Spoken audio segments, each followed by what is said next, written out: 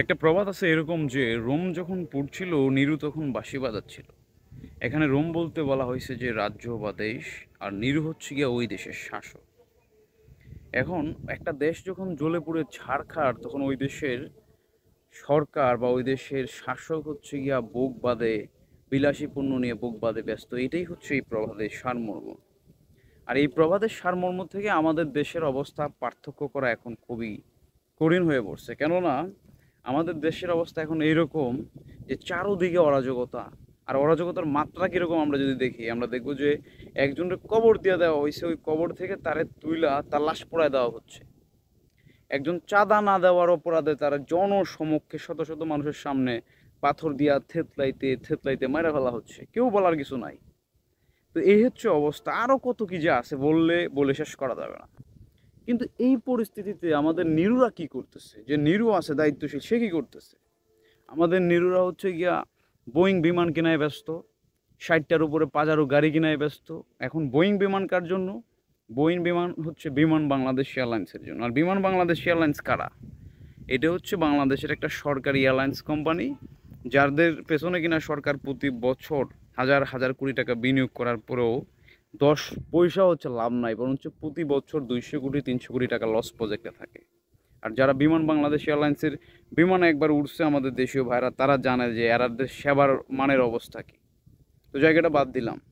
পরবর্তীতে আমরা আসি যে 60টা পাজারো গাড়ি কিনতেছে আমাদের সরকার। এই গাড়ি কাদের জন্য? আগামী মন্ত্রী পরিষদে যারা হচ্ছে সদস্য হবে তাদের জন্য। এখন আমার প্রশ্ন জাগে যে আগামী মন্ত্রী পরিষদের সদস্যের জন্য 60টা পাজারো গাড়ি কিনা হয়েছে, তাহলে আগের মন্ত্রীদের গাড়িগুলো গেছে কই? বা এখন উপদেষ্টারা যে গাড়িগুলো ব্যবহার করে এই গাড়িগুলো পরে কি করবে? ও, ভার্সন পুরাতন হয়ে গেছে, এই জন্য নতুন গাড়ি। তো নতুন গাড়ি কেনার আপনারা কে? আপনারা হচ্ছে অস্থায়ী সরকার, অন্তর্বর্তী সরকার। আপনারা সাময়িক সময়ের জন্য আসছেন দেশের পরিস্থিতি খারাপ অবস্থাতে। দেশ ভালোভাবে চালান, চালায়া সুন্দরভাবে একটা দলের হাতে দায়িত্ব দিয়ে চলে যান। তারা আইসা গাড়ি লাগলে কিনবে, বিমান লাগলে কিনবে, প্লেন লাগলে কিনবে। কিন্তু আপনারা বড় বড় ডিল করতেছেন। এখন ডিলের টাকা কে খাবে, কে পাবে আল্লাহ জানে, আর আপনারা জানেন। কিন্তু আপনারা কী জন্য আসছিলেন মূলত? আপনারা আসছিলেন সংস্কার করতে। সংস্কার কি হয়েছে?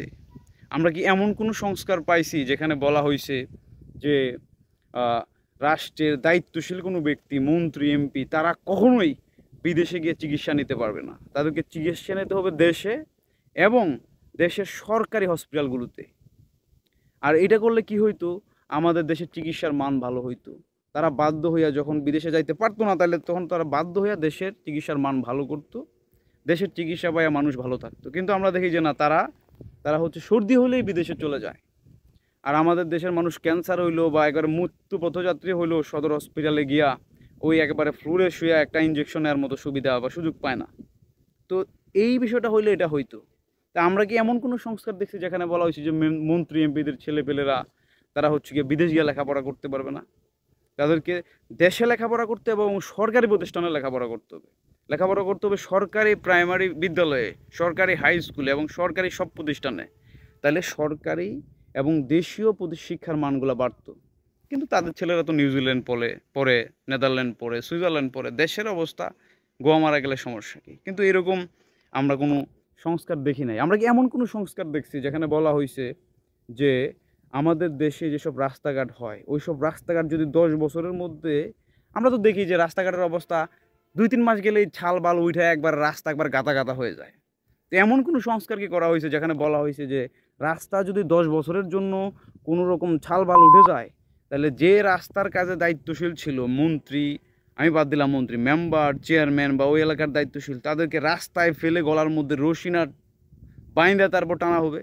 অথবা এরকম কোনো আইন করা হয়েছে যেন তারা বাধ্য হয় রাস্তার কাজ ভালো করতে? করা হয় নাই।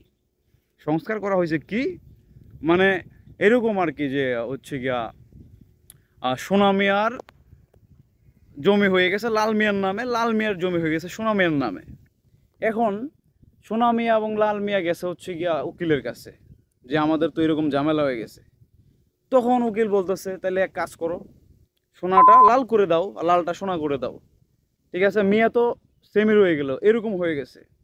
এখন আমরা দেখি আগে যেই হচ্ছে গিয়া সিস্টেম ছিল, এখন সেম সিস্টেম। আগে হচ্ছে মুক্তিযোদ্ধারা হচ্ছে ভাতা পাইতো, এখন জুলাই যোদ্ধারা ভাতা পাবে। আগে মুক্তিযোদ্ধার ছেলেরা কোঠা পাইতো, এখন জুলাই যোদ্ধারা কোঠা পাবে। মাঝখানে জনগণের গোয়া মারা সারা।